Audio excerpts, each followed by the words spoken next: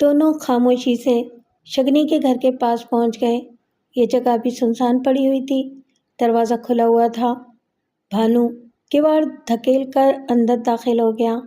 سامنے ہی کڑوے تیل کا چراغ جل رہا تھا اور اس کے نزدیک شگنی بیٹھی ہوئی تھی۔ انہیں دیکھ کر خوشی سے اچھل پڑی، پھر بھاگ کر دروازے کے قریب گئی اور اسے زور سے بند کر دیا۔ پھر پلٹ کر خاموشی سے اندر گئی اور کوٹھے سے کوئی چیز اٹھا لائی۔ پھر اس نے اچک کر دونوں ہاتھ اوپر کیے اور کالے ڈورے کا ایک ہلکا بھانو کے گلے میں ڈالا اور دوسرا ابراہیم کی گردن میں۔ پھر دونوں ہاتھ جوڑ کر ماتھے سے لگائے اور بولی، تم دونوں بھی رسوئی میں آ جاؤ، گرم گرم پوریاں اتارتی جاؤں گی، ان میں مزہ آ جائے گا۔ آجا ابراہیم، بھانو نے کہا اور دونوں رسوئی کے ایک کونے میں بچھے ہوئے بوریے پر جا بیٹھے۔ شگنی نے بڑی چاہ سے پوریوں میں آلو بھر کر تلنا شروع کر دیا۔ اس نے 2 پیالیوں میں سرکہ ڈوبی مرچیں اور دہی بھی رکھ دیا اور دونوں پوریاں کھانے لگے۔ لاشیں کس نے اٹھائی تھی شگنی؟ ابراہیم نے پوچھا۔ آگرے سے پولیس کی 2 لاریاں بھر کے آئی تھیں۔ ساری بستی میں وہ لوگوں سے پوچھ گچھ کرتے پھرے تھے، پھر وہی لاش اٹھا کر لے گئے۔ تجھ سے بھی پوچھ گچھ کی ہوگی؟ ہاں، 2 تھانے دار بڑے اکڑتے ہوئے آئے تھے، پوچھنے لگے گولیاں چلتے سمے میں کیوں گھر سے نہیں بھاگی تھی؟ پھر وہ مجھ سے بھانو بھیا کا حلیہ پوچھنے لگے۔ میں نے بھی سسروں کو ایک موٹے بنیے کا حلیہ بتا دیا۔ کوئی سختی تو نہیں کر دی انہوں نے تجھ پر؟ بھانو نے ہاتھ روک کر پوچھا۔ ارے مجھ پر سختی کرتے تو مزہ بھی چکھ لیتے، میں کسی سے کم تو نہیں ہوں، شگنی اکڑ کر بولی اور پھر کہنے لگی، بھیا مخبری کس نے کی تھی معلوم ہے؟ کیا تو نے معلوم کر لیا؟ ابراہیم نے چونک کر پوچھا۔ بھانو کا ہاتھ پھر رک گیا تھا۔ کیوں نہ معلوم کرتی، میں نے کھوج لگا ہی لیا، شگنی نے جواب دیا۔ کون تھا وہ؟ فتو کا بیٹا حمیدو، اسی سسرے نے تم لوگوں کو قبرستان میں دیکھ لیا تھا۔ قبریں کھودنے کا کام کرے ہے وہ مسلمانوں کے قبرستان میں، بس تمہیں دیکھ کر دوڑا گیا فتح پور ٹھاکر باسدیو کے پاس، مرنے والا تھانے دار وہیں کا تھا۔ حمیدو قبرستان میں رہتا ہے؟ ہاں، شگنی نے جواب دیا۔ ٹھیک ہے ابراہیم، یہاں سے جاتے ہوئے اس سے بھی حساب چکاتے چلیں گے، بھانو نے آہستہ سے کہا اور تھوڑی دیر کے بعد دونوں کھانے سے فارغ ہو گئے۔ اب ہمیں اجازت دے بہن، اور سن یہ کنیا دان رکھ لے، بھائی کی طرف سے بھیٹ ہے۔ بھانو نے رومال میں بندھی ہوئی کوئی چیز شگنی کے ہاتھ میں تھما دی۔ نہیں بھیا، بھگوان کی سوگند مجھے کچھ نہیں چاہیے، مجھے 2 بھائی مل گئے، مانو سارا سنسار مل گیا۔ بری بات ہے بیٹا، کنیا دان نہیں ٹھکراتے، رکھ لے۔ بھانو نے دوبارہ اس کے سر پر ہاتھ پھیرا اور بولا، ہم چلتے ہیں، تو فکر مت کرنا کسی بات کی بھی، کوئی تکلیف ہوئی تو ہم تجھ سے دور نہیں۔ اس نے دوبارہ شگنی کے سر پر ہاتھ پھیرا اور رات کی تاریکی میں دونوں بندوقیں ہاتھ میں پکڑے باہر نکل آئے۔ ذرا ان ورما جی سے تو ملتے چلیں ابراہیم، انہیں کچھ سمجھانا ہے شگنی کے بارے میں، اور پھر اس کے بعد حمیدو سے ملیں گے۔ ورما جی سے کیا کہنا ہے بھانو؟ یہی کہ شگنی ہماری بہن ہے، اس کا ذرا خیال رکھیں، بھانو نے خطرناک انداز میں ہنستے ہوئے کہا۔ میرا خیال ہے بھانو، اس کی ضرورت نہیں ہے، شگنی خود بھی جیدار ہے اور عزت سے گزار رہی ہے، اگر کوئی وقت آیا تو پھر اچھی طرح سمجھا دیں گے، ابھی سے پولیس کو شگنی کی طرف متوجہ کرنا ٹھیک نہیں ہے۔ تو بھی ٹھیک کہتا ہے، پر اس حمیدو کو تو چھوڑیں گے نہیں ہم، اس نے خود ہی دشمنی کی ہے، تو ٹھیک ہے آ جا۔ اور وہ دونوں اندر کود گئے۔ دوسرے سرے پر گورکن کی جھونپڑی کا چراغ نظر آ رہا تھا۔ بھانو اس چراغ کو گھورتا ہوا آگے بڑھتا رہا اور دونوں جھونپڑی کے پاس پہنچ گئے۔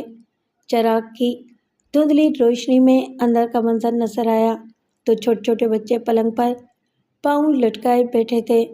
نیچے چٹائی بچھی ہوئی تھی جس پر ایک جوان العمر عورت دونوں ہاتھ پھیلائے سر ڈھکے بیٹھی تھی۔ اس سے چند گز کے فاصلے پر ایک مرد ٹوپی پہنے سجدہ ریز تھا۔ عورت نے چہرے پر دونوں ہاتھ پھیرے اور پھر بچوں کی طرف دیکھ کر بولی، ارے تم دونوں کیوں اٹھ گئے؟ بابا، اور تو کیا کر رہی ہے ماں؟ ایک بچے نے پوچھا۔ اللہ سے دعا مانگ رہے ہیں، اللہ ہمیں بھانو ڈاکو سے بچا لے۔ تو سب کو دعا مانگ لیتی ماں، رات میں کیا ضرورت تھی؟ تم لوگ جلدی سو جاؤ، جلدی لیٹ کر آنکھیں بند کر لو۔ ہمیں بھی نیند نہیں آ رہی ہے، ہم بھی تیرے ساتھ دعا مانگیں گے، دونوں بچوں نے کہا۔ تو مانگو، ضرور مانگو، تم معصوم ہو، اللہ تمہاری ضرور سنے گا۔ کیا مانگے ماں؟ بڑے بچے نے پوچھا۔ اے اللہ، ہمیں اور بابا کو بھانو ڈاکو سے بچا۔ بھانو ڈاکو؟ کہاں ہے وہ ماں؟ اللہ ہی جانے، عورت ٹھنڈی سانس لے کر بولی۔ تو پھر تو کیوں ڈر رہی ہے اس سے؟ باتیں بنائے جا رہے ہو، دعا مانگو۔ کا بھانو ہمیں مار ڈالے گا ماں؟ ہاں، اگر تم نے دعا نہ مانگی تو ضرور مار ڈالے گا۔ جو اللہ سے دعا نہیں مانگتا اسے بھانو مار ڈالتا ہے؟ بچے نے اسی معصومیت سے پوچھا۔ نہیں رے، یہ سب تمہارے بابا کا کیا دھرا ہے، عورت نے کسی قدر چلائے ہوئے انداز میں کہا۔ بابا نے کیا کرا ہے ماں؟ انعام کے لالچ میں دوڑا گیا تھا ٹھاکر باسدیو کے پاس، بھانو کو پولیس کے ہاتھوں پکڑوانے گیا تھا، لالچی کہیں کا۔ جان کے لالے پڑ گئے۔ بھانو کو ضرور معلوم ہو گیا ہوگا کہ کس نے دشمنی کری ہے، اب وہ کہاں چھوڑے گا ہمیں۔ دعا مانگو رے، تمہارے بابا نے جو کیا ہے اللہ اسے معاف کرے۔ بھانو کے بدن کا تناؤ ڈھیلا پڑ گیا، اس کا چہرہ لٹک گیا، بندوق کی نال نیچے ہو گئی۔ چند ساتھ وہ خاموش کھڑا رہا، پھر اس نے ایک اچھی خاصی رقم نکالی اور جھونپڑی کے عقب سے نکل کر دروازے کے سامنے آ گیا۔ اس نے نوٹوں کو مٹی کے ایک ڈھیلے سے دبا کر جھونپڑی کے سامنے رکھ دیا اور ابراہیم کا بازو پکڑ کر بولا، چل ابراہیم، جو بھگوان کی مرضی۔ کہاں بھانو؟ حمیدو تو اندر موجود ہے، ابراہیم نے کہا۔ ارے ہاں معلوم ہے، پر اندر اس کے بیوی بچوں کی دعائیں بھی تو ہیں۔ غلطی حمیدو نے کری ہے، سب کو سزا نہیں دینی ہے، اور پھر وہ اللہ سے اس کا جیون مانگ رہے ہیں۔ بھانو سسرے کی کیا مجال ہے کہ ان کے اور ان کے اللہ کے درمیان آ جائے؟ آجا میرے یار، بڑا قرض ہے اس مالک کا، ہم کہاں دے سکتے ہیں، جو نکل جائے سو اچھا ہے۔ اس نے ابراہیم کا بازو پکڑا اور واپس قبرستان کی دیوار کی طرف چل پڑا جہاں ان کے گھوڑے پوشیدہ تھے۔ بھانو چوہان اور اس کا ساتھی ابراہیم گھوڑے توڑا رہے تھے۔ رات کی تاریکی سے فائدہ اٹھا کر وہ زیادہ دور نکل جانا چاہتے تھے۔ شگنی سے جو اطلاع ملی تھی اس کا لب لباب یہ تھا کہ آگرہ پولیس کے افسر جنگلوں میں بھانو کی تلاش میں نکل گئے ہیں، اور یقیناً وہ ان دونوں کی تلاش میں ابھی تک بھٹک رہے ہوں گے۔ رستوں کے بارے میں کوئی خبر نہیں تھی کہ کون سا رستہ کہاں نکلتا ہے اور کہاں ختم ہوتا ہے۔ تاہم وہ رات بھر گھوڑے دوڑاتے رہے، خیال یہی تھا کہ اتنی دور نکل آئیں کہ پولیس کی دسترس سے دور ہو جائیں۔ قرب و جوار میں ٹیلے پھیلے ہوئے تھے، ان کے درمیان گھاس کے کتے بھی تھے۔ بھانو نے راسیں کھینچ لیں اور ابراہیم نے بھی گھوڑا روک لیا۔ بس اب آرام کریں گے، بھانو بولا اور گھوڑے سے نیچے کود گیا۔ گھوڑوں کو باندھ دیں؟ ابراہیم نے پوچھا۔ ارے نہیں ابراہیم، یہ بیچارے بھی تھک گئے ہوں گے، چھوڑو انہیں، کچھ کھا پی لیں گے، اور اگر بھاگ گئے تو بھاگ جانے دے، ان کا بھی حق ہے، کہیں اور سے پکڑ لیں گے، بھانو نے جواب دیا، اور ابراہیم نے دونوں گھوڑوں سے زینیں اتار لیں۔ دونوں بری طرح تھک چکے تھے، انہوں نے آرام کے لیے کوئی مناسب جگہ تلاش کی اور مطلوبہ جگہ انہیں جلد ہی مل گئی۔ یہ ایک ٹیلا تھا اور پھر وہ سستانے میں بیٹھ گئے۔ ٹیلے کی بلندی پر انہوں نے اپنا ٹھکانہ بنایا تھا، یہاں سے دور دور تک دیکھا جا سکتا تھا۔ ابھی چھٹ پٹا ہی تھا اور روشنی آہستہ آہستہ ابھر رہی تھی۔ وہ دونوں گھوڑے کی زینیں سرانے رکھ کر لیٹ گئے۔ کافی فاصلے پر کہیں کہیں دھواں نظر آ رہا تھا، اس کا مقصد تھا کہ کوئی بستی قریب ہے، لیکن انہیں اس بستی کے بارے میں کوئی خبر نہیں تھی، چنانچہ انہوں نے اس کی جانب توجہ نہ دی اور سستانے کے لیے لیٹ گئے۔ البتہ سورج کی تیز کرنوں نے انہیں جگا دیا، لیکن اس وقت سورج کافی بلندی پر پہنچ گیا تھا۔ ان کے بدن پسینے سے شرابور ہو رہے تھے، جسموں پر ہوا سے اڑنے والی دھول جم چکی تھی اور ان کے حلیے عجیب ہو گئے تھے۔ اگر سورج کی کرنیں انہیں تکلیف کا احساس نہ دلاتیں تو شاید ابھی ان میں سے کوئی نہ جاگتا، لیکن باہر صورت وہ اٹھ کر بیٹھ گئے۔ خاصی حد تک نیند پوری ہو گئی تھی، ذہن کو کوئی خاص احساس نہیں تھا۔ ابراہیم نے مسکرا کر بھانو کو دیکھا اور ہنس پڑا۔ اپنا حلیہ دیکھا تم نے؟ کیا ہوا ہے حلیے کو؟ بھانو مسکرا کر بولا۔ भूत बने हुए हो। और तू अपने आप को भी तो देख। बस यार, नहाने को दिल चाह रहा है। यहाँ करीब ही कोई तालाब मिल जाए तो मज़ा आ जाए, भानु ने कहा। क्यों ना इस बस्ती में चलें? इब्राहिम ने पूछा। और भानु चंद साथ तक कुछ सोचता रहा, फिर उसने गर्दन हिला दी। ठीक है, आओ। और वो दोनों आगे बढ़ गए। काफ़ी देर तक चलते रहने के बाद वो बस्ती के नज़दीक पहुंच गए। बस्ती का पहला मकान एक खेत के आखिरी सिरे पर नजर आया था। चुनाचे वो दोनों इसी की जानिब बढ़ गए। भूख प्यास सता रही थी।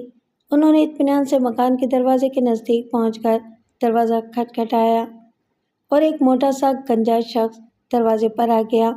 उसने भानु और इब्राहिम को हैरत से देखा। इनके गलों में पड़ी हुई कारतूस की पेटियां और हाथों में दबी हुई राइफलें देखकर वो किसी कदर खौफज़दा सा हो गया। फिर उसने लरसते हुए लहजे में कहा, जय राम जी की महाराज। क्या नाम है तुम्हारा? इब्राहिम ने सवाल किया। जगत राम महाराज, किसान हूँ, अपनी ज़मीनें हैं, इन पर काम करता हूँ। देखो जगत राम, ये पुलिस के बहुत बड़े अफसर हैं। हम लोग एक ख़ास काम से निकले हैं और रात भर परेशान रहे हैं, इसलिए इस बस्ती की तरफ आ गए हैं। थोड़ी देर तुम्हारे यहाँ ठहरेंगे, फिर यहाँ से आगे बढ़ जाएंगे। चुप चुप महाराज, अभी हम तैयारियां कर देते हैं, जगत राम ने कहा और इन लोगों को बाहर की बैठक में बिठाकर अंदर चला गया। जरा सी देर में वो बाहर आ गया और दोनों हाथ जोड़कर बोला, स्नान का बंदोबस्त कर दिया है महाराज, आप एक एक करके चले जाएं, मैंने बाल्टियों में पानी रखवा दिया है। इब्राहिम ने गर्दन हिला दी। फिर इसने भानु की तरफ देखकर कहा, पहले आप स्नान करें अफसर साहब, उसके बाद मैं नहाने चला जाऊंगा। इस दौरान जगत जी नाश्ते का बंदोबस्त करेंगे। भानु खामोशी से उठ के चला गया। नाश्ते के दौरान इब्राहिम ने पूछा, ये कौन सी बस्ती है जगत राम जी? सरद गांव कहलाती है महाराज। दूसरे पुलिस वाले तो इस तरफ नहीं आए? दरअसल हम लोग भानु चौहान की तलाश में हैं। भानु डाकू की तलाश में? जगत लाल ने खौफज़दा आवाज़ में पूछा। हाँ, जानते हो उसे? बड़ा नाम है उसका। भगवान की दया से इस बस्ती में कभी नहीं आया। और पुलिस वाले, वो भी इस तरफ नहीं आए। फिर आप लोग इधर कैसे निकल आए महाराज? क्या भानु इस तरफ आया है? हाँ, इधर इसकी मौजूदगी की इतला मिली है, इब्राहिम ने जवाब दिया और जगत राम को अपने घोड़ों की तलाश में भेज दिया। जगत लाल ने दरवाज़ा खोलकर झांका और इब्राहिम के इशारे पर अंदर आ गया। घोड़े तो नहीं मिले सरकार, हमने दूर दूर तक खोज लिए। ओह, शायद भाग गए होंगे। हमारे और साथी पुलिस वाले तो नहीं मिले तुम्हें? नहीं सरकार, ये गोनी बस्ती से चाचा राम प्रसाद आए हैं। वो कह रहे थे कि गोनी में बहुत से पुलिस वाले ठहरे हुए हैं। भानु डाकू की तलाश हो रही है। ये तो नहीं मालूम महाराज। ठीक है जगत लाल जी, हम अब चलते हैं, तुम हमें गोनी बस्ती का पता बता दो, हम उनसे जा मिलेंगे। बस्ती से सीधे चले जाएं माए बाप, आगे कन्हैया की धर्मशाला मिलेगी, बस इसी की सीध में चलते हुए गोनी पहुंच जाएंगे। 2.5 कोस है गोनी यहाँ से। जगत लाल बेचारा हमें पुलिस वालों के पास पहुंचाना चाहता था। भानु भी हंसने लगा। अब दूसरी तरफ निकल चलो, कहीं पुलिस इधर न चल पड़े। और उन्होंने रुख बदल कर सफ़र शुरू कर दिया। बंदूकें हाथ में लिए वो खेतों की मुंडेर के साथ साथ चलते रहे। फिर इन्हें एक नहर मिली जिसके साथ साथ एक खूबसूरत बाग फैला हुआ था। शफक की सुर्खियाँ ज़मीन पर उतरने लगीं और अंधेरा तेज़ी से फैलने लगा। भूख भी चमकने लगी थी।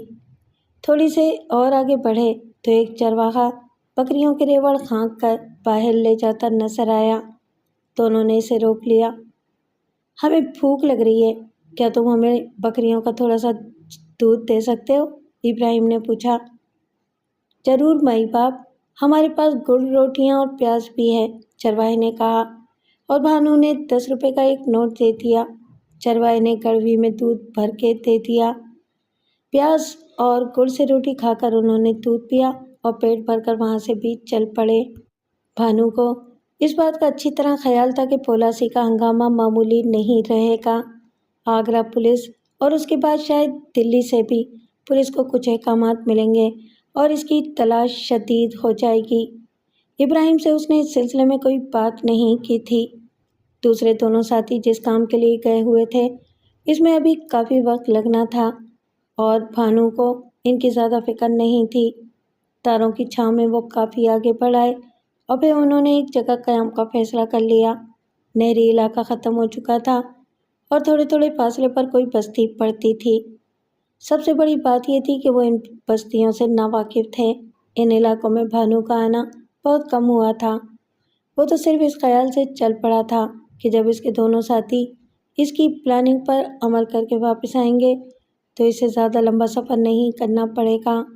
ان دونوں ساتھیوں سے ملاقات کے لیے ایک مخصوص مقام کا تعین کر لیا گیا تھا اور بھانو 83 بستی میں اس لیے رک گیا تھا کہ اس کے ان دونوں ساتھیوں کا کام پورا ہو جائے۔ اس کے بعد وہ ان سے مل لے گا، لیکن درمیان میں یہ حالات پیش آ گئے۔ حالات کو کہ کسی بھی طور بھانو کے لیے پریشان کن نہیں تھے۔ جس مشن کا وہ انتخاب کر چکا تھا اس کے لیے تو اسے بڑے بڑے خطرناک مراحل سے گزرنا تھا۔ یہ تو کوئی بات ہی نہیں تھی۔ ایمونیشن کا خاصا ذخیرہ ان کے پاس تھا۔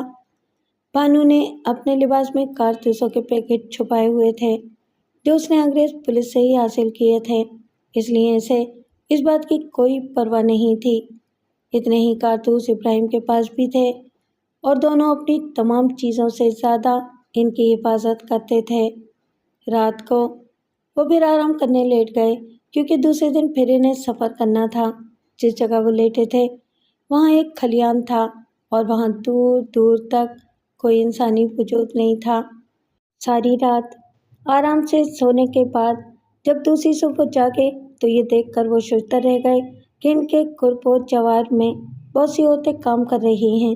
یہ عورتیں اناج چھان رہی تھیں اور ان کے مرد بھی ان سے کچھ فاصلے پر اپنے اپنے کاموں میں مصروف تھے، لیکن وہ اتنی دور تھے کہ بھانو اور ابراہیم کو دیکھ نہیں سکتے تھے۔ چند ساتھ وہ دونوں اسی طرح پڑے رہے۔ پھر ابراہیم نے کہا، یہ تو بڑی مشکل ہو گئی بھانو، ان عورتوں کے درمیان سے خاموشی سے نکل جانا ممکن نہیں ہے۔ یہ ضرور ہمیں دیکھ لیں گی۔ تم دیکھو نا، وہ ہماری چاروں طرف بکھری ہوئی ہیں۔ ہاں، یہ تو تم ٹھیک کہتے ہو ابراہیم، دیکھا جائے گا، فکر کس بات کی ہے۔ بھانو نے بندوق سنبھالی اور کھلیانوں کے درمیان سے اٹھ کر اپنا لباس چھاڑنے لگا جس پر تنکے لگ گئے تھے۔ ابراہیم نے بھی اس کی تقلید کی اور اس کے بعد وہ آگے بڑھ گئے۔ چند عورتیں ان کے بالکل ہی قریب کام کر رہی تھیں۔ انہوں نے ان دونوں کو دیکھا اور آنکھیں پھاڑ کر رہ گئیں۔ ذرا سی دیر میں وہ اپنا کام چھوڑ چھاڑ کر اٹھ کھڑی ہوئی تھیں اور پھر انہوں نے منہ پر ہاتھ رکھ کر کچھ عجیب سی آوازیں نکالیں اور چند ساتھ کے بعد ان کے گرد بہت سی عورتیں جمع ہو گئیں۔ بھانو گہری نگاہوں سے انہیں دیکھ رہا تھا۔ وہ چلتے چلتے رک گیا۔ تب اس نے ابراہیم سے کہا، بات کچھ خراب ہو گئی ہے ابراہیم، یہ عورتیں کچھ نہ کچھ گڑبڑ ضرور کریں گی، آؤ ان سے بات کرتے ہیں۔ بھانو نے کہا اور وہ دونوں ان عورتوں کے نزدیک پہنچ گئے جو انہیں اپنے قریب آتے دیکھ کر سمٹ گئی تھیں۔ ان کی خوبصورت آنکھوں میں خوف و دہشت کے آثار منجمد ہو گئے تھے۔ تب بھانو نے پیار بھرے لہجے میں ان سے کہا، پریشان ہونے کی ضرورت نہیں بہنوں، ہم شکاری ہیں، شکار کرنے کے لیے نکلے تھے، رات ہوئی تو آ کر تمہارے کھلیانوں میں سو گئے، پر ہم تمہیں کوئی نقصان نہیں پہنچائیں گے، تم اپنا کام کرتی رہو۔ لیکن عورتیں شاید کام کرنے کو تیار نہیں تھیں۔ وہ ایک دوسرے کو خوفزدہ نگاہوں سے دیکھتی رہیں اور ان کی نگاہیں بھانو اور ان کی بندوق پر جمی رہیں۔ تھوڑی دیر کے بعد وہ آہستہ آہستہ کھسکنے لگیں۔ بھانو نے انہیں روکنے کی بہت کوشش کی لیکن ان میں سے کوئی نہیں رکی تھی۔ تب بھانو عجیب سے انداز میں ادھر ادھر دیکھنے لگا۔ اس کی نگاہیں دور دور تک بھٹک رہی تھیں، شاید وہ خطرے کی بو سونگھ رہا تھا۔ پھر وہ ابراہیم کی طرف پلٹا اور گردن کھجاتے ہوئے بولا، یار یہ تو ٹھیک نہیں ہوا، یہ ضرور اپنی بستی میں جا کر ہمارے بارے میں کچھ کہیں گی۔ یہ بھی ہو سکتا ہے کہ وہ ہمیں ڈاکو یا لٹیرا سمجھتی ہوں۔ اب بستی میں ہماری خبر ہو جائے گی، اس لیے ہمیں چاہیے کہ جلدی سے جلدی یہاں سے نکل چلیں۔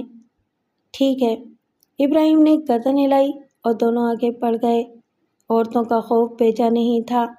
چند روز پہلے بستی میں جن 2 پولیس والوں کا قتل ہوا تھا، اس کے بعد دہلی سے خصوصی احکامات آئے تھے اور اعلان کر دیا گیا تھا کہ جب تک بھانو کو زندہ یا مردہ نہ لایا جائے اس وقت تک یوپی محکمہ پولیس کی تنخواہ بند۔ چنانچہ آگرہ سے علی گڑھ اور قرب و جوار کی دوسری جگہوں سے پولیس افسران بھانو کی گرفتاری کا بیڑا اٹھا کر چل پڑے تھے اور قرب و جوار کے سارے علاقوں کی خاک چھان رہے تھے۔ پولیس نے بار بار یہ اعلان دہرایا تھا اور لوگوں کو اس بات کا احساس دلایا تھا کہ بھانو انسانیت کے لیے بہت بڑا خطرہ ہے، اس لیے بچے بچے کو چوکنا رہنا چاہیے۔ پولیس کا یہ اعلان پہنچ چکا تھا۔ ایسے وقت میں ان عورتوں کی اس اطلاع نے گاؤں میں ہنگامہ کر دیا۔ ان عورتوں نے ان دو خطرناک آدمیوں کی اطلاع دی تھی جنہیں انہوں نے کھلیانوں سے نکلتے دیکھا تھا۔ گاؤں کی پولیس حرکت میں آ گئی۔ اس نے اطراف کی تمام چوکیوں کو بھی اس سے آگاہ کر دیا۔ ہاتھرس، آگرہ، کندولی اور فتح پور کے پولیس اسٹیشنوں سے بے شمار سپاہی مسلح ہو کر بھانو کو زندہ یا مردہ پکڑنے کے لیے نکل کھڑے ہوئے، لیکن بھانو اپنی جگہ ہوشیار تھا۔ اسے اندازہ ہو گیا تھا کہ عورتیں ضرور کوئی نہ کوئی گل کھلائیں گی، اس لیے وہ ابراہیم کو لے کر بالکل مختلف سمت نکل گیا۔ اسے خطرہ تھا کہ پولیس چاروں طرف سے اس کی طرف بڑھے گی۔ پیدل ہونے کی وجہ سے وہ زیادہ لمبا سفر طے نہیں کر سکتے تھے، اسی لیے اس نے ایک پہاڑی کا انتخاب کیا اور دن کا ایک بڑا حصہ وہیں کاٹا۔ جب شام کے سائے گہرے ہونے لگے تب اس نے وہاں سے چل نکلنے کا فیصلہ کیا۔ ابھی آدھی پہاڑی بھی نہ اترنے پائے تھے کہ دور سے چند سپاہی آتے دکھائی دیے اور بھانو سمجھ گیا کہ پولیس کے سپاہی آن پہنچے۔ اس نے ابراہیم کا شانہ دباتے ہوئے سامنے اشارہ کیا۔ ابراہیم بھی چوکنا نظر آ رہا تھا۔ ہاں، پولیس ہی ہے، اس نے آنکھیں پھاڑ پھاڑ کر دیکھتے ہوئے کہا۔ ڈر تو نہیں رہے ابراہیم؟ بھانو نے مسکراتے ہوئے پوچھا۔ نہیں بھانو، ڈرنا کیسا، پولیس سے تو اب واسطہ پڑتا ہی رہے گا اس سمے تک جب تک جیون ہے۔ جب ہم نے ان راستوں کا انتخاب کر ہی لیا ہے تو پھر ڈرنا کیا معنی رکھتا ہے، کبھی ریل تو کبھی جیل۔ آؤ پہاڑی پر چلتے ہیں، اب نیچے اترنا خطرناک ہے۔ یہ کہہ کر بھانو واپس پہاڑی پر چڑھنے لگا، لیکن سپاہی بھی دوربین آنکھوں سے لگائے چاروں طرف دیکھ رہے تھے۔ ان کی نگاہیں شاید بھانو پر پڑ چکی تھیں کیونکہ دوسرے ہی لمحے چاروں طرف سے سیٹیاں بجنی شروع ہو گئیں اور پھر ان سیٹیوں کا جواب دیا جانے لگا۔ پولیس کے دستے بندوقیں تھام تھام کر منظم ہو گئے اور پھر منظم ہونے کے بعد ایک دستے نے پہاڑی کا رخ کیا، لیکن پہاڑی سے کچھ دور آ کر رک گیا۔ پولیس کا پلان یہ تھا کہ چاروں طرف سے پہاڑی کا محاصرہ کر لیا جائے تاکہ مجرم بھاگ نہ سکیں اور اس کے بعد دل جمی سے ان کا مقابلہ کیا جائے۔ پولیس آنی پہنچی ابراہیم۔ ہاں بھانو، اب یوں کریں گے، جب تک بالکل اندھیرا نہ ہو جائے گولیاں چلاتے رہیں گے اور ان کا مقابلہ کرتے رہیں گے، پھر جو ہی موقع ملا یہاں سے چمپت ہو جائیں گے۔ ٹھیک ہے بھانو، ابراہیم نے گردن ہلا دی، پھر کچھ سوچتے ہوئے بولا۔ کس طرف سے نکلو گے بھانو؟ رات ہو جائے تو دیکھا جائے گا، جدھر سے بھی موقع ملے نکل چلیں گے، اور ہاں پریشان ہونے کی ضرورت نہیں ہے۔ نہیں بھانو، میں پریشان نہیں ہوں، ابراہیم نے کہا اور بھانو سر ہلانے لگا۔ اس بات چیت کے بعد وہ دونوں الگ ہو گئے۔ پہاڑی کی چوٹی پر ایک نے مشرق کی طرف اور دوسرے نے مغرب کی طرف مورچہ سنبھال لیا۔ نیچے پولیس کی گاڑیاں برابر آ رہی تھیں اور سپاہیوں کی تعداد میں اضافہ ہوتا جا رہا تھا۔ وہ دونوں بخوبی سپاہیوں کا جائزہ لے رہے تھے جو آپس میں باتیں کر رہے تھے اور پہاڑی کی طرف اشارہ بھی کر رہے تھے۔ پھر 10-15 آدمیوں کا ایک دستہ پہاڑی کی جانب بڑھا اور تیزی سے فاصلہ طے کرنے لگا۔ بھانو نے اس دستے کو پہاڑ کی جانب آتے دیکھا تو ایک بڑے پتھر کی آڑ لی۔ اس کے ہاتھ میں 303 کی بندوق تھی جس میں کارتوس بھرے ہوئے تھے۔ پولیس والے فاصلہ طے کرتے رہے اور جب وہ بھانو کی رینج پر آئے تو بھانو نے فوراً 2-3 فائر کیے۔ گولیوں کی آواز سنتے ہی تمام پولیس حرکت میں آ گئی اور اس پہاڑی ٹیلے پر چاروں طرف سے گولیاں برسنے لگیں۔ پہاڑی کے گوشے گوشے میں چھپے ہوئے سپاہیوں کے ہاتھ باہر کو نکلتے اور تڑ تڑ گولیاں برسا کر اندر ہو جاتے۔ یوں لگ رہا تھا جیسے گولیوں کا طوفان آ گیا ہے اور پہاڑی آگ اگل رہی ہے۔ سارا ماحول ویران ہو رہا تھا۔ پہاڑی آگ اگل رہی تھی माहौल थर्रा रहा था। कान पड़ी आवाज़ सुनाई नहीं दे रही थी। भानु और इब्राहिम अपनी अपनी जगह पर डटे हुए थे। हर 2 मिनट के बाद कोई ना कोई सिपाही इनकी गोली खाकर लुढ़कता हुआ नजर आता। पहाड़ी पर जा बजा खून बहने लगा था। जगह जगह खून की धारें दिखाई दे रही थीं। सिपाहियों की लाशें जगह जगह पत्थरों पर पड़ी हुई थीं। यूपी पुलिस ने अभी तक सिर्फ भानु का नाम सुना था, जबकि राजवाड़ों की पुलिस तो कई बार भानु से नबर्द आजमा हो चुकी थी। लेकिन उत्तर प्रदेश की पुलिस को पहला मौका मिला था कि वो भानु के मुकाबले आई थी। भानु के बारे में जो किस्से उन्होंने सुने हुए थे वो सच्चे साबित हो रहे थे और इनकी निगाहों के सामने आ रहे थे। अगर पुलिस वाले होशो हवास से काम लेते तो इन्हें ये अंदाज़ा हो जाता कि गोलियां एक ही बंदूक से निकल रही हैं और दोनों हिस्सों में गोलियां चलाने वाले एक से ज़्यादा नहीं हैं, क्योंकि एक वक्त में एक ही फायर होता है। अगर पुलिस वाले हिकमत अमली से काम लेते तो वो बआसानी इस बात को समझ सकते थे। लेकिन ये छोटी सी बात इनकी समझ में नहीं आ रही थी कि सिर्फ 2 या 3 अफराद ये तूफान उठा रहे हैं, जिसने इतनी भारी पुलिस जमीयत को चंपत कर दिया है। जब उन्होंने देखा कि यूँ काम नहीं चलेगा तो बिल्कुल पीछे हट गए और उन्होंने मशीन गन आगे बढ़ा दी जो वो अपने साथ लेकर आए थे। मशीन गनों की खौफनाक आवाज़ों ने पहाड़ी को भूनना शुरू कर दिया। यूँ महसूस होने लगा जैसे कुछ देर में पहाड़ी शक हो जाएगी और बड़े बड़े पत्थर नीचे लुढ़कने लगेंगे। मशीन गन की आवाज़ पहाड़ियों में चारों तरफ फैल रही थी और कानों के पर्दे फटे जा रहे थे। सिपाही पेशियाना अंदाज में पहाड़ी पर चढ़ने की कोशिश करते, लेकिन इनकी हर कोशिश रायगान जा रही थी।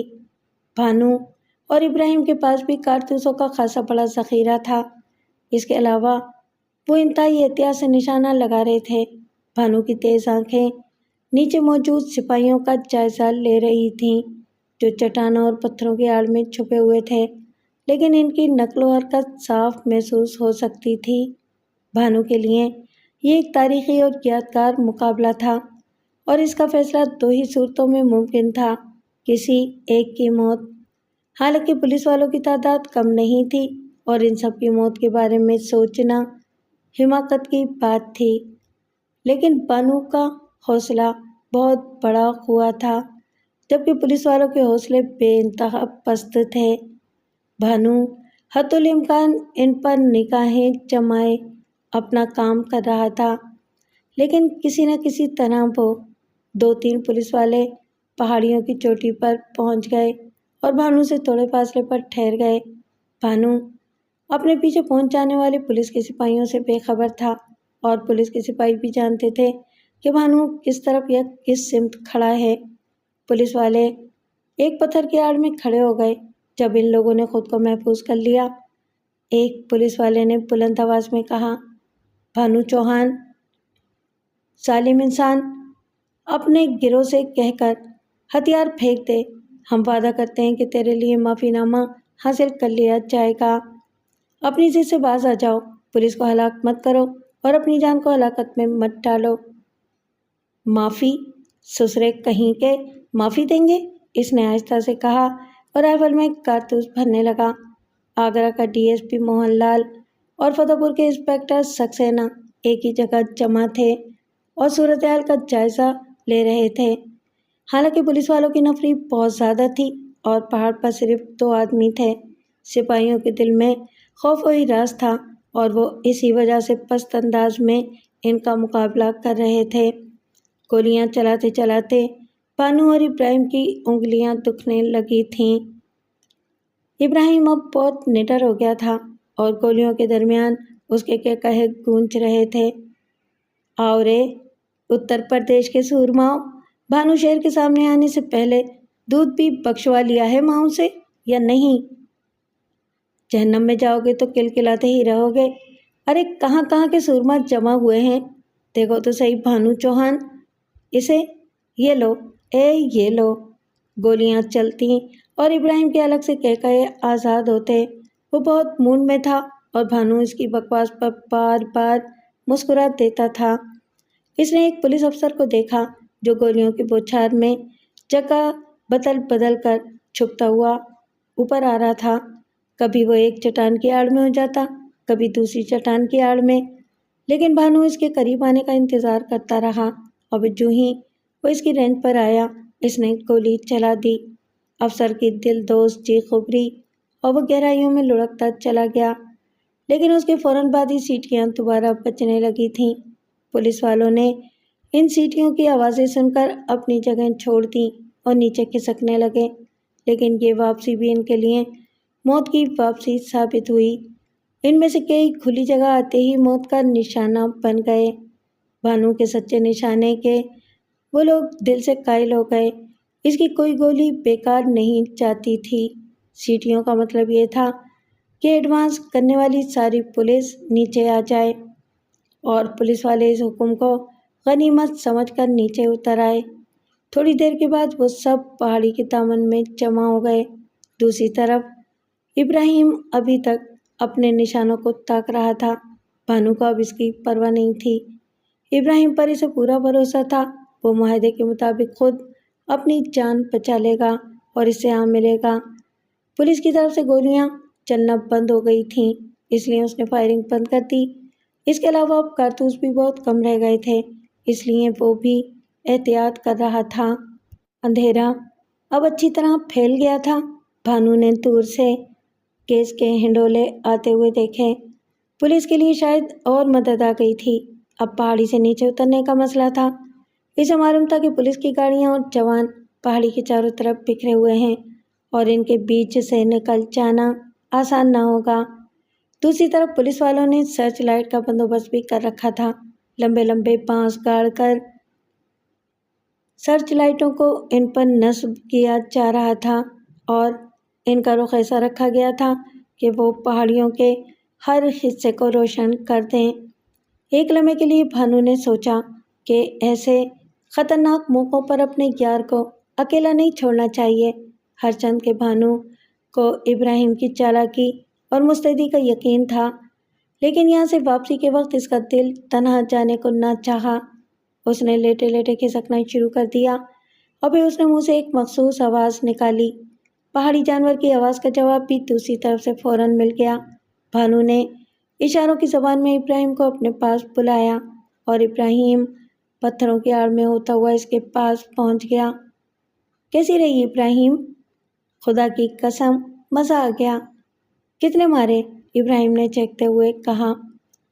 اب کوئی گنتی تو کی نہیں ہم نے، پر بہت مرے ہیں۔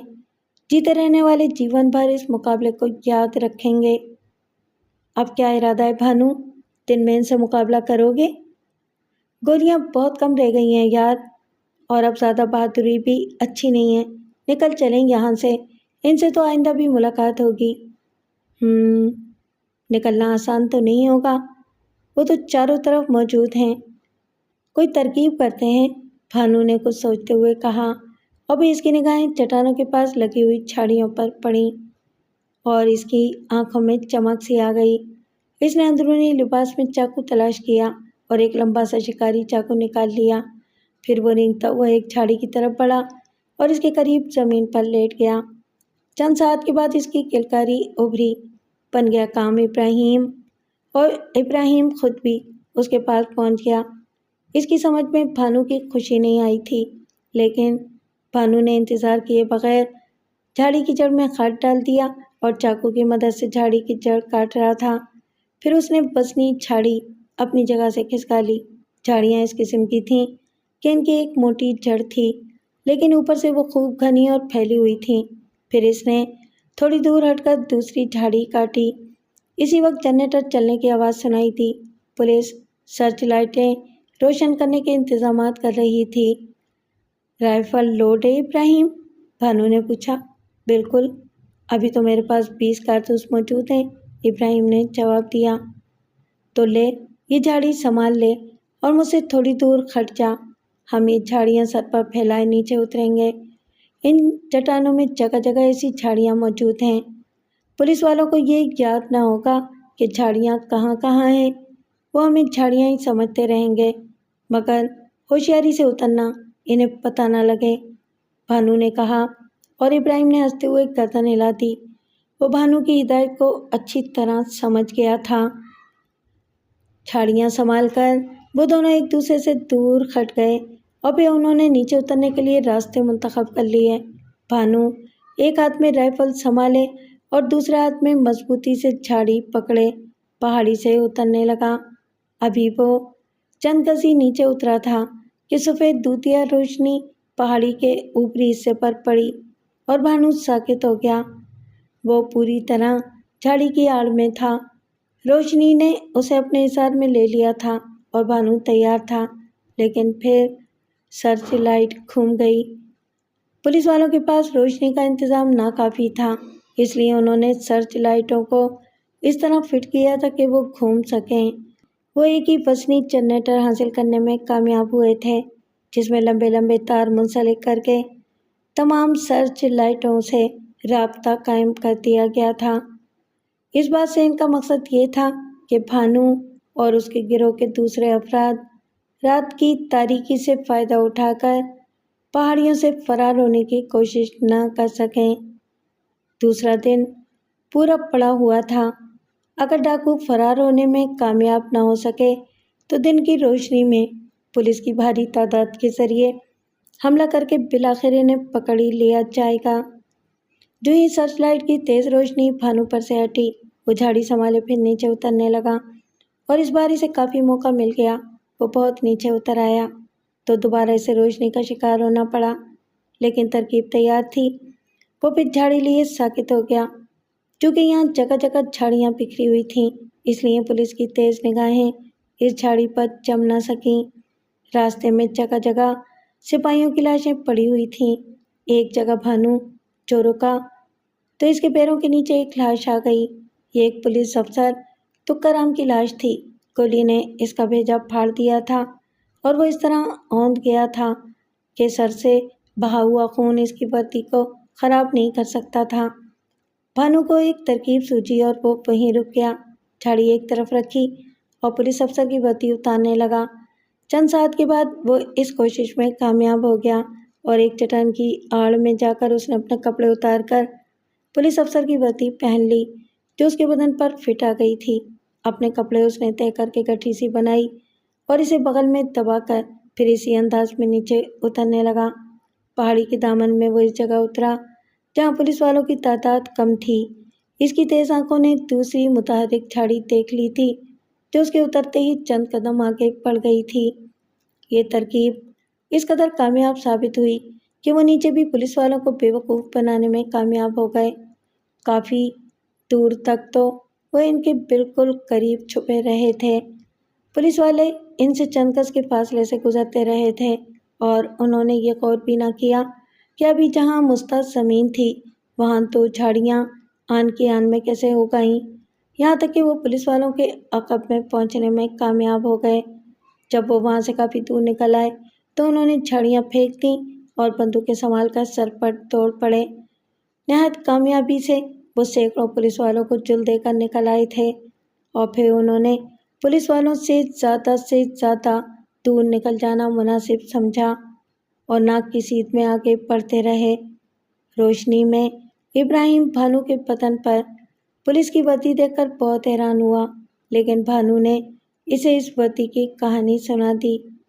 پہاڑی سے کئی میل دور نکل آنے کے بعد وہ سانس لینے کے لیے رک گئے۔ انہوں نے پولیس سے ایک یادگار مقابلہ کیا تھا اور امید تھی کہ بھانو راجستھان کے بعد یو پی میں بھی زلزلہ بن جائے گا۔ کئی بار انہیں پولیس کی گاڑیاں نظر آئی تھیں جو اسی پہاڑی کی جانب جا رہی تھیں۔ جہاں بھی اطلاع پہنچی تھی وہاں سے پولیس دوسری پولیس کی مدد کے لیے چل پڑی تھی۔ ایک بار نہیں، پولیس کئی بار ان کے قریب سے گزری تھی۔ اس وقت ان دونوں کو ایک نالے میں چھپنا پڑا۔ بہرحال وہ پولیس کے نرغے سے دور نکلنے میں کامیاب ہو گئے تھے، لیکن انہیں یہ معلوم نہیں تھا کہ وہ کون سے علاقے میں ہیں اور کس طرف جا رہے ہیں۔ صبح تک وہ چلتے رہے اور جب دن کی روشنی پھیلی تو ایک باغ میں پناہ حاصل کی جہاں آم، شہتوت اور دوسرے پھلوں کے درخت لگے ہوئے تھے۔ حالانکہ ابراہیم کے خیال کے مطابق یہ بھی خطرناک جگہ تھی کیونکہ باغ کے رکھوالے باقی حفاظت کے لیے ضرور موجود ہوں گے۔ لیکن بھانو کی طبیعت میں ایک خاص بات تھی، وہ اپنے تحفظ کے لیے آخری کوشش کر لینے میں عار محسوس نہ کرتا تھا، لیکن اگر کبھی اپنی حفاظت کے لیے دل نہ چاہتا تو خود کو نہایت لاپرواہی سے کسی غیر محفوظ مقام پر چھوڑ دیتا اور بالکل بے فکر ہو جاتا۔ ڈاکو پربھان سنگھ چوہان اور اس کے ساتھ ابراہیم نے باغ میں کافی وقت گزارا۔ صبح کو وہ بستی کی طرف چل پڑے۔ یہ ایک چھوٹا سا گاؤں شیکر پور تھا، جس میں داخل ہوتے ہی انہیں بسوں کا اڈا نظر آیا۔ ایک بس کھنڈولی جانے کے لیے تیار کھڑی تھی۔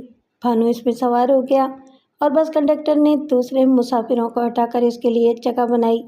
اول تو بھانو کی طویل قامت شخصیت تھی، لوگوں پر سیرداری کرنے کے لیے کافی تھی۔ دوسرے وہ پولیس افسر کی وردی میں تھا، اس لیے کھنڈولی تک کے مسافر بس میں خوفزدہ سے بیٹھے رہے اور کئی بار کنڈکٹر اور ڈرائیور نے ان سے کسی ضرورت کے بارے میں پوچھا۔ بالآخر وہ کھنڈولی پہنچ گئے۔ شہر سے باہر انہوں نے ایک چھوٹی سی دھرم شالہ میں قیام کیا اور پہلے تو دونوں نے دھرم شالہ کے صحن میں بنے ہوئے کنویں سے پانی کھینچ کر بدن کو خوب دھویا۔ پھر بھانو نے ابراہیم سے کہا کہ وہ کھنڈولی کے حالات معلوم کر کے آئے اور ابراہیم نے گردن ہلا دی۔ اسلحہ اس نے جانو کے پاس محفوظ کرا دیا اور خود شہر روانہ ہو گیا۔ ابراہیم قصبے میں آیا۔ چھوٹے چھوٹے 3 بازار تھے، بھری پوری جگہ تھی۔ بازار میں اسے کتابوں کی ایک دکان نظر آئی۔ وہ دور سے ہی اخبار کی ایک سرخی میں بھانو کا نام نظر دیکھ کر اس کی طرف کھنچا چلا گیا۔ اس نے پیسے دے کر اخبار خرید لیا اور ایک طرف ہٹ کر سرخی پڑھنے لگا۔ بھانو چوہان اور پولیس کے درمیان خوفناک مقابلہ۔ ڈاکو صرف 2 تھے اور پولیس کے افراد 1000 سے زیادہ، لیکن ڈاکو 40-50 پولیس والوں کو ہلاک کر کے صاف نکل گئے۔ راجستھان کا زلزلہ اب آگرہ اور اس کے نواب میں گردش کر رہا ہے۔ پولیس کی طرف سے لوگوں کو ہوشیار رہنے کی ہدایت۔ ابراہیم نے اخبار کی یہ خبر پڑھ لی اور اخبار محفوظ کر کے لباس میں چھپا لیا۔ اس کے ہونٹوں پر مسکراہٹ تھی۔ پھر وہ پلٹا ہی تھا کہ پیچھے سے کسی نے اس کے شانے پر ہاتھ رکھ دیا۔ ابراہیم، اور وہ سانپ کی طرح پلٹا تھا اور ہاتھ رکھنے والا اچھل کر پیچھے ہٹ گیا۔ یہ موری لال اہیر تھا اور ابراہیم کی خصلت سے اچھی طرح واقف تھا اور جانتا تھا کہ اگر وہ ابراہیم کے قریب کھڑا رہا تو وہ خالی ہاتھوں بھی اسے شدید نقصان پہنچا سکتا ہے۔ ابراہیم نے اس کی صورت دیکھی اور بے اختیار مسکرا پڑا۔ ارے موری لال، تم یہاں؟ ہاں، تم کیا سمجھتے تھے ابراہیم، ہم تم لوگوں کی طرف سے اس قدر غافل تھے؟ بھانو کے نشانات تلاش کر رہے تھے۔ وہ آج کے اخبار نے تو بالکل ہی اس کا ثبوت دے دیا ہے کہ تم کھنڈولی کے آس پاس موجود ہو۔ بھلا بھانو کے اور تمہارے بارے میں ہم سے زیادہ کون جان سکتا ہے؟ موری لال نے مسکراتے ہوئے کہا۔ دھرم سنگھ کہاں ہے؟ آؤ، کسی کام سے آئے تھے کیا؟ موری لال نے اس کی بات کا جواب دیے بغیر کہا۔ ہاں، آیا تو کام سے ہی تھا، ابراہیم مسکرا کر بولا۔ مہاراج کمار کہاں ہیں؟ موری لال بھانو کو مہاراج کماری کہتا تھا۔ محفوظ ہیں، لیکن تم نے یہاں کھنڈولی میں کوئی ٹھکانہ بنایا ہوا ہے کیا؟ ہاں یار، ایک شاندار آدمی سے ملاقات ہو گئی ہے، پرکھ لیا ہے ہم نے اسے اور اس کے ہاتھ ٹھہرے ہوئے ہیں، موری لال نے مسکراتے ہوئے جواب دیا۔ کون ہے وہ؟ ابراہیم نے پوچھا۔ زگبیرہ، تم نے ڈاکو کالو خان کا نام سنا تھا؟ کالو خان؟ ہاں، مشہور ڈاکو تھا، اور پھر شاید پولیس نے اسے دھوکے سے مار دیا تھا، کسی طوائف کے ہاں زہر دے کر۔ بالکل بالکل، اسی کی بات کر رہا ہوں، رگبیرہ اسی کا ساتھی تھا۔ کالو خان کی موت کے بعد وہ بھاگ آیا اور اس کے بیوی بچوں کو پولیس نے پکڑ لیا تھا۔ رگبیرہ نے اس کے بعد ادھر کا رخ نہیں کیا اور اب وہ کھنڈولی میں رہتا ہے اور کبھی کبھی چھوٹے موٹے ڈاکے بھی مار لیا کرتا ہے۔ اور اس کے بیوی بچے؟ ابراہیم نے پوچھا۔ بس بیوی بچوں کی اس نے کبھی کوئی خبر نہ لی۔ عجیب آدمی ہے۔ ہاں، عجیب ہی سمجھو، لیکن ہے کام کا آدمی۔ یہاں بڑی عزت بنا رکھی ہے اور آرام سے رہتا ہے، ایک دکان کھولے ہوئے ہے، لیکن کوئی کہہ سکتا ہے کہ وہ راتوں کو کوئی خطرناک ڈاکو بھی ہوتا ہوگا۔ موری لال نے کہا۔ واہ، چالاک آدمی ہے، ابراہیم نے ہنستے ہوئے کہا۔ لیکن تمہیں کیسے مل گیا؟ بس بہت عرصہ پہلے ایک بار اس سے ملاقات ہوئی تھی۔ اس وقت ہم بھانو کے ساتھ نہ تھے، لیکن میں اس کے بارے میں جانتا تھا اور اب وہ میرے بارے میں جانتا ہے، موری لال نے کہا۔ وہ بار بار بھانو مہاراج کو پوچھتا ہے، اس کا خیال ہے کہ وہ بھانو کے گروہ میں شامل ہو جائے، موری لال نے کہا اور پھر بولا، آؤ اس کے پاس چلتے ہیں، تمہیں دیکھ کر بہت خوش ہو جائے گا۔ ابراہیم نے گردن ہلا دی اور دونوں بازار سے چل کر محلوں میں آ گئے، پھر کئی گلیوں سے گزرتے ہوئے بالآخر ایک مکان کے سامنے رک گئے۔ موری لال نے دروازہ کھٹکھٹایا اور رگبیرہ چند نے کیواڑ کھول دیے۔ کسی قدر بھاری بدن کا چاق و چوبند آدمی تھا۔ اس نے تعجب کی نگاہوں سے موری لال کے ساتھ ابراہیم کو دیکھا اور پیچھے ہٹ گیا۔ ابراہیم لوٹیا، موری لال نے کہا اور رگبیرہ اچھل پڑا۔ پھر اس نے آگے بڑھ کے ابراہیم کو دونوں ہاتھ چوم لیے۔ میرے بھاگ مہاراج، آپ یہاں پدھارے، آپ کے یہاں تک پہنچنے کی خبر اخبار کے ذریعے مل گئی تھی۔ رگبیرہ نے بڑی عزت سے ابراہیم کو اندر بٹھایا۔ یہاں دھرم سنگھ بھی موجود تھا، وہ بھی ابراہیم سے مل کر بہت خوش ہوا۔ بھانو مہاراج نے اس علاقے میں اپنی آمد کا پورا اعلان کر دیا ہے۔ لیکن کیا یہ سچ ہے کہ پہاڑی کے گرد اتنی ہی پولیس تھی جتنی تعداد اخبار میں بتائی گئی ہے؟ پھر تم لوگ وہاں سے نکلنے میں کیسے کامیاب ہو گئے؟ دھرم سنگھ نے واقعات پوچھتے ہوئے کہا اور ابراہیم اسے گھورنے لگا۔ دھیرج رکھو دھرم سنگھ، اس نے دھرم سنگھ کے شانے پر ہاتھ رکھتے ہوئے کہا۔ رگبیرہ سے بھی تو بات کرنے دو۔ ارے رگبیرہ، وہ تو یاروں کا یار ہے، 3 دن سے مجرے کرا رہا ہے، ہمارے احساس میں خوب عیش ہو رہے ہیں، مگر ہمیں یہ معلوم نہیں تھا کہ تم دونوں اس طرح ہنگامے کرتے پھر رہے ہو، ورنہ ہم یہ عیش نہ کرتے۔ تمہیں تو عیش ہی کے لیے بھیجا گیا تھا، ابراہیم نے مسکراتے ہوئے کہا۔ رگبیرہ عزت و احترام سے ان کے سامنے بیٹھا ہوا تھا۔ چند ساعت کے بعد وہ بولا، میری بڑی خواہش ہے مہاراج کہ بھانو مہاراج کے درشن کروں، کیا میری یہ خواہش پوری ہو سکتی ہے؟ کیوں نہیں رگبیرہ، بھانو مہاراج تم سے ضرور ملیں گے، تو پھر انہیں یہاں لے آیا جائے۔ بھگوان کی سوگند، بڑے دن سے ان کے بارے میں سوچتا چلا آیا ہوں، اس وقت بھانو مہاراج کی ٹکر کا کوئی دوسرا نہیں ہے، انگریزی پولیس کا مزہ ہی آ کر رہ گیا ہے، رگبیرہ نے مسکراتے ہوئے کہا۔ پھر ابراہیم رگبیرہ اس کے حالات پوچھتا رہا اور رگبیرہ نے کھنڈولی میں اپنی حیثیت کے بارے میں بتایا۔ اس نے بتایا کہ اس نے ایک دکان کھول رکھی ہے اور دکان چل بھی رہی ہے، لیکن اصلی کام تو وہی ہے، اس نے مسکراتے ہوئے کہا۔ خون منہ کو لگ جائے مہاراج تو پھر چھٹتا نہیں ہے، بیچارہ کالو خان مر گیا مگر ہم لوگوں کو یہ چسکا لگا گیا۔ تم نے اپنے بیوی بچوں کی خبر نہیں لی رگبیرہ؟ ہاں، نہیں، 2 بچے تھے، ماتا پتا جی نے پال پوس کر بڑے کر دیے ہوں گے، اور بیوی سسری تو کبھی من کو لگی ہی نہیں، اس لیے میں نے بھی چنتا نہ کی، رگبیرہ نے جواب دیا اور ابراہیم آنکھیں بند کر کے ہنسنے لگا۔ پھر رگبیرہ اس کے لیے کھانے پینے کی چیزیں لینے چلا گیا۔ تب ابراہیم نے دھرم سنگھ اور موری لال سے کہا، تم لوگ اس شخص سے بہت بے تکلف ہو گئے ہو، کہیں کوئی خطرہ نہ بن جائے ہمارے لیے، یہ شخص پولیس کو مخبری بھی کر سکتا ہے، ہمیں کسی مصیبت میں بھی پھنسا سکتا ہے۔ نہیں ابراہیم، ہم نے پرکھ لیا ہے، رگبیرہ بہت اچھا آدمی ہے اور موری لال تو اسے بچپن ہی سے جانتا ہے، اور یہ اس وقت کی بات ہے جب ہم لوگ ڈاکو نہیں تھے، موری لال کو اس پر مکمل اعتماد ہے۔ اگر یہ بات ہے تو ٹھیک ہے، ہم ایسے آدمی پر شبہ نہیں کر سکتے جو قابل اعتماد ہو۔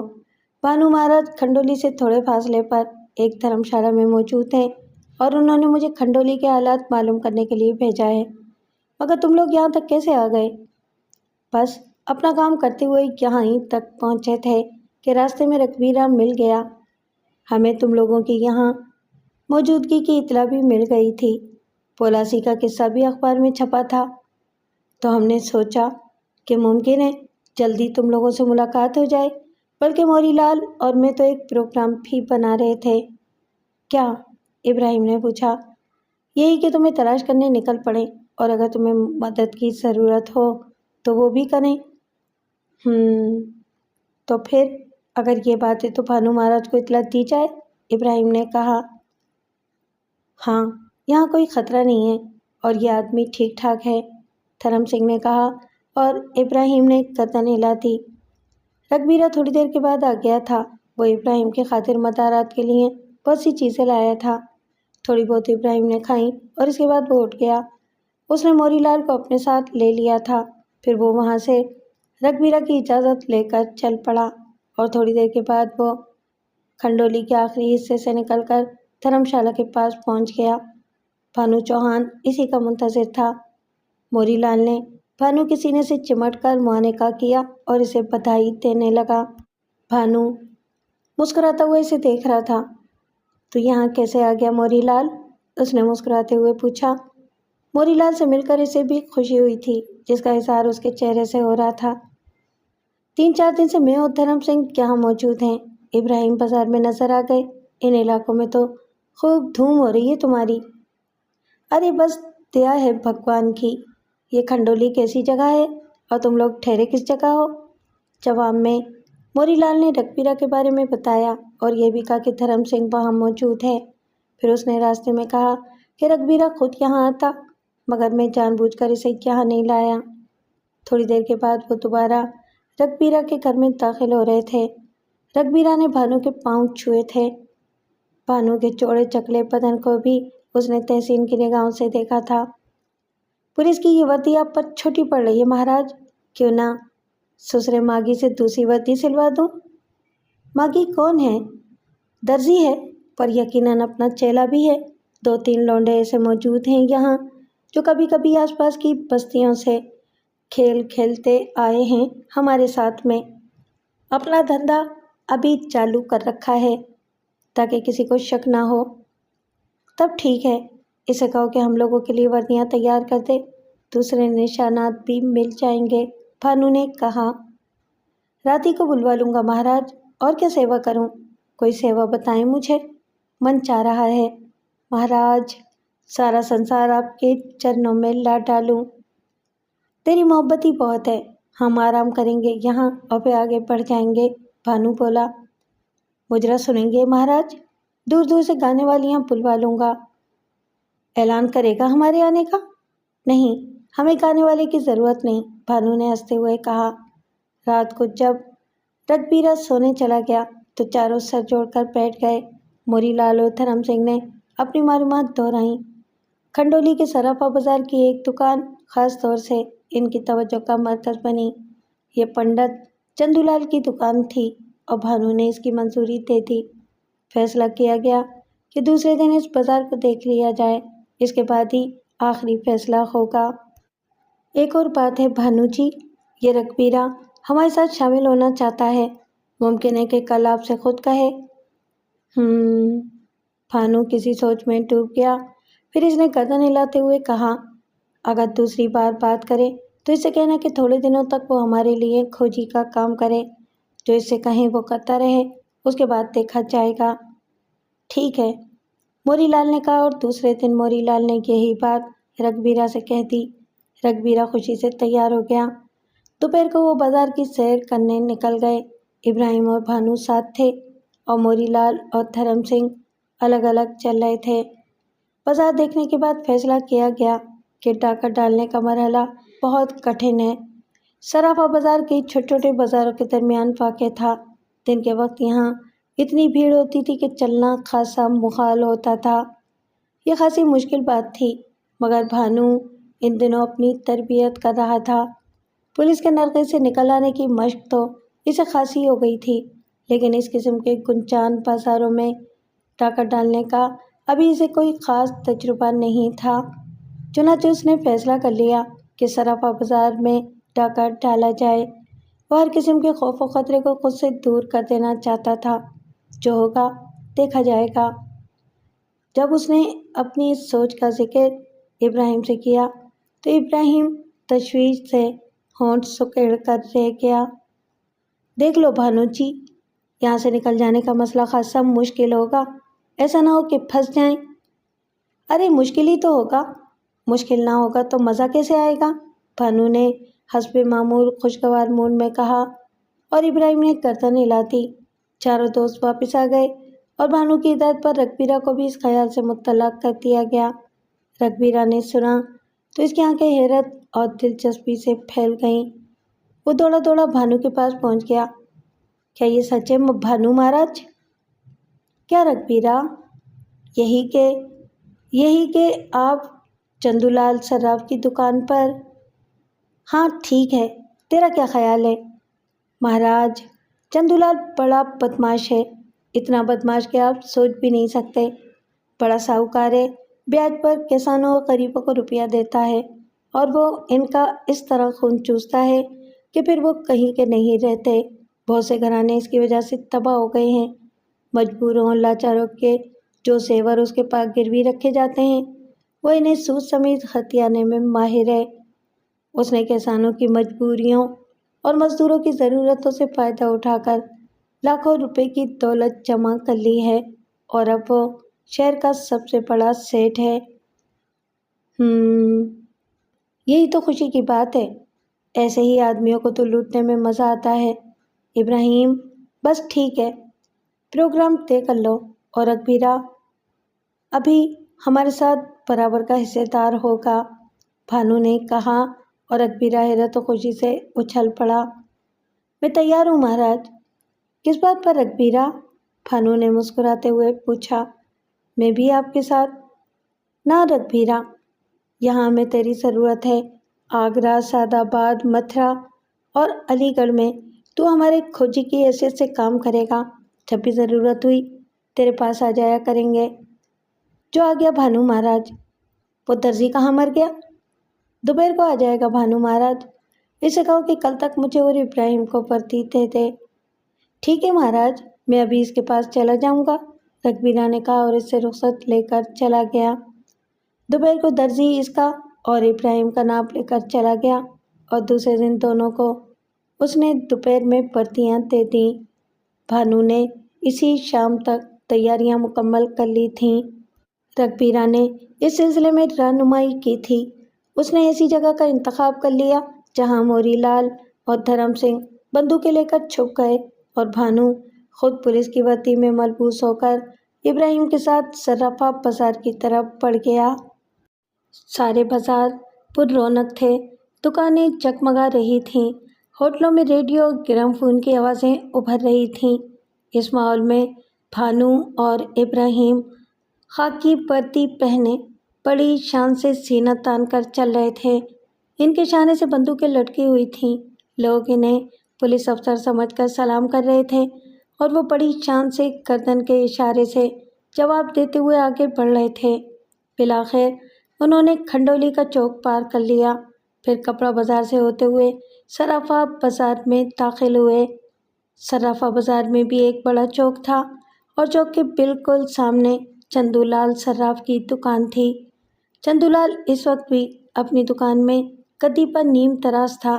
6-7 گاہک بیٹھے تھے اور وہ نہ جانے کیا باتیں کر رہے تھے۔ ابراہیم نے پاس جاتے ہی ریوالور سے 3-4 ہوائی فائر کیے اور بھانو اچھل کر چندر لال کی دکان میں داخل ہو گیا۔ بھانو نے بندوق کی نال چندو لال کے سینے پر رکھ دی۔ پورے بازار میں گولیوں کی آواز نے تہلکہ مچا دیا تھا۔ جس کا جدھر منہ آتا تھا ادھر نکل گیا۔ چندو لال کا چہرہ ہلدی کی طرح زرد ہو گیا اور سامنے بیٹھے ہوئے گاہکوں پر سکتہ طاری ہو گیا۔ تب بھانو نے گرج کر کہا، تم سب لوگ دکان کے اوپر والے حصے میں چلے جاؤ ورنہ ہم سب کو یہیں ڈھیر کر دیں گے۔ گاہک بے تحاشا دکان کے اوپری حصے کی طرف جانے والی سیڑھیوں کی طرف بھاگے تھے۔ چندو لال نے بھی اپنے موٹے اور بھدے بدن کو اٹھانے کی کوشش کی لیکن بھانو نے بندوق کی نال زور سے اس کی کھوپڑی پر ماری۔ کہاں جاتا ہے بدماش، پاپی؟ بہت لوٹتا رہا ہے تو کھنڈولی کے لوگوں کو۔ پاپی ہتھیاریں نکال، تجوری کی چابیاں جن میں غریبوں کا خون بھرا ہوا ہے، نکال دے اپنی تجوری کی چابی۔ بھانو نے بندوق چندو لال کی پیشانی پر رکھ دی اور چندو لال نے لرزتے ہوئے ہاتھوں سے اپنی دھوتی کی لانگ سے چابیاں نکال کر بھانو کے سامنے رکھ دیں۔ باہر ابراہیم لوگوں کی طرف بندوق تانے کھڑا ہوا تھا۔ لوگوں کا خاصا ہجوم ہو گیا تھا اور وہ سب حیرت اور خوف کی نگاہوں سے ابراہیم کو دیکھ رہے تھے۔ بھانو نے جلدی جلدی سونے کے زیور ڈلے کرنسی نوٹ تجوری میں سے نکالے، زیور ڈلوں اور نوٹوں کو بھی تھیلوں میں بھر لیا۔ لوگوں کے ہجوم کو زیادہ ہوتے دیکھ کر ابراہیم نے پھر 2-3 ہوائی فائر کیے اور لوگوں میں بھگدڑ مچ گئی اور چند لمحوں کے اندر اندر پورا بازار سنسان اور ویران ہو چکا تھا۔ بھانو اپنے کام سے فارغ ہو گیا تو اس نے مسکراتی نگاہوں سے چندو لال کو دیکھا۔ چندو لال پوری طرح کانپ رہا تھا، اس کا پورا بدن لرز رہا تھا، لیکن بولنے کی سکت اس میں بالکل نہیں تھی۔ اس نے اطمینان سے بندوق کی نال دبا دی اور چندو لال کے دونوں ہاتھ پھیل گئے۔ اس کی آنکھیں خوف و دہشت سے باہر نکل آئیں۔ خون اگلتے سینے پر اس نے اپنے دونوں ہاتھ رکھے اور پھر ایک جانب کو لڑک گیا۔ بھانو دکان سے نکل آیا، ابراہیم بھی اس کے ساتھ تھا۔ وہ دونوں اطمینان سے چھوٹی چھوٹی گلیوں سے گزرنے لگے۔ انہیں کوئی خوف یا خطرہ نہیں تھا۔